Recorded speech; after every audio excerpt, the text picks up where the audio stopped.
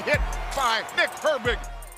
Nick, when you were asked earlier in training camp, a play that stood out from your rookie year, you actually mentioned Keanu Benton's first sack.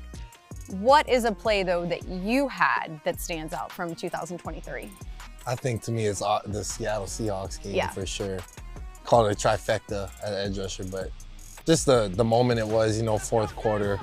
It's our time, D! You've seen pressure from this defensive line.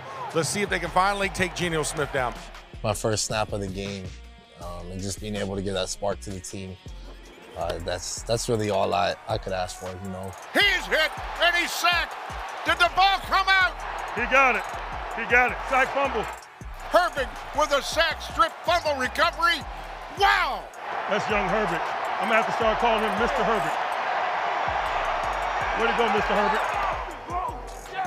Thank you, sir. Thank you, sir. Thank you, sir.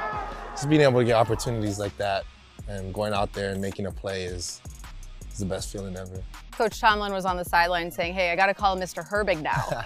He put some respect on your name. Yeah. Did he call you that? Yeah, To your face? Yeah, because his whole thing was like he would call me Little Herbig or Young Herbig or 51, but he's called guys like TJ like Mr. Watt and Mr. Highsmith, and it's like kind of a thing he has where you have to earn that from him. Yeah. So after I had got the sack and got the ball, I gave it right to him. He said, "Thank you, Mr. Herbig." I said, "Yeah." You're like, all right, I'm doing the right thing. Yeah. What were your exit meetings like? What did you take away from them to get ready for this year? I just know I had to, obviously improve on the rookie year, and everyone talks about the year 2 jump, and just being able to pick up the game mentally, being physically more in shape, and just improving like my IQ of the game, analyzing more plays, being able to play first, second, and third down, not just being a one-dimensional player, and kind of just learning more from guys like TJ and Cam and Alex in the room. So. You also learned from James Harrison. He was up here at camp. What did you take away from your time with him? It was like 10, 15 minutes, but he taught me so much in that little time about just short space, hand space, fighting, just little tricks about beating O-linemen and stuff.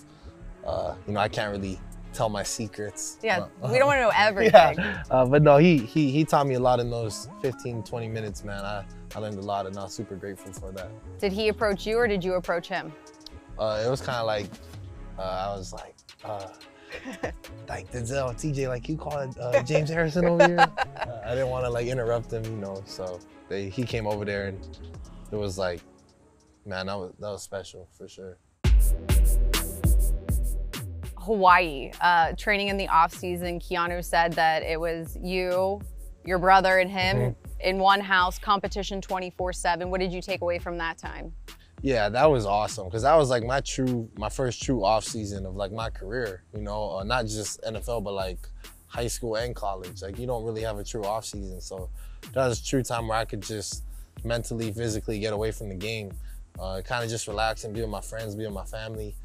But it's crazy how like you find little things to compete in. Like we're competing in like who can jump the highest into the pool or jump the farthest into the pool, who can like we throw quarters against the wall. We call it like pitching quarters against the wall, and whoever's the shortest got to take the trash out. So just little stuff like that. And man, it's like we're like brothers, so just us being together all the time, it's awesome. Is Keanu basically a Herbig now? Yeah, for sure. He's like my son, for sure. Your son? Why do you say that? That's just like a joke. He'll laugh when he watches it. He'll laugh when you see it. What did you learn from TJ when you went to Wisconsin to train with him? It was we did a lot of like body maintenance stuff, like taking care of our body. Like we would warm up for like an hour, like doing just little stuff like our shoulders, our knees, ankles, hips, like just everything. So just getting that full package and seeing what a all-pro level defensive player of the year guy does to get himself ready for camp, and kind of, because I'm not going to be with TJ forever. So just stuff I can take with me as my career goes on and his career goes on.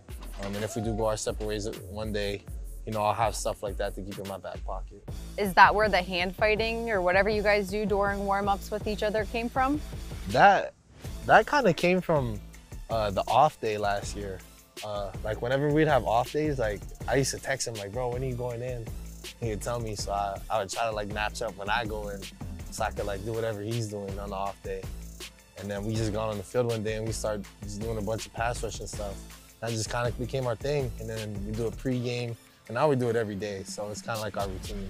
And you guys talk during it, or it's just strictly getting yourself ready? I base it off of like the mood TJ's in. Like that's if TJ's a good in a idea. talking mood, we're talking. If he's he looks like he's ready to go to war, like, all right, like, let's go. Mouth shut. Yeah. I get it. You talked about that jump, and your defensive coordinator, Terrell Austin, said he felt like you did make that jump. What else do you need to do going into this season, knowing there's 2 more preseason games left? I think I just need to assert myself as a player in this league, you know. I showed flashes, obviously, last year, I feel like, but just assert myself that I can be a all-down type of player, and you know, not just to show everybody else, but to prove to myself that I am who I say I am. All right, thanks for your time. I appreciate it. Yeah, thank you so much.